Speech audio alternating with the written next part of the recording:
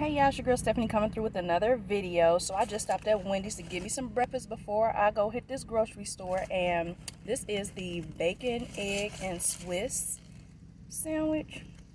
And y'all, it's good. It's so good. Like, this is real bacon, not that fake bacon. It is so good. And I got the combo. I don't do coffee or orange juice, so I did get a Sprite to drink, and the combo is like $5.79.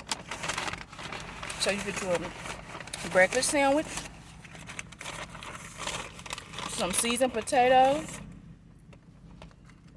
and you get you a drink. So yeah, all I'm saying is go get you some from Wendy's. I am very picky when it comes to breakfast, and I do prefer regular breakfast, but this is really good and it's fresh. I done had it for the last 2 days. I done pretty much tried everything on that breakfast menu, but I really like this bacon, egg, and cheese croissant. I am not being sponsored or paid to promote this sandwich.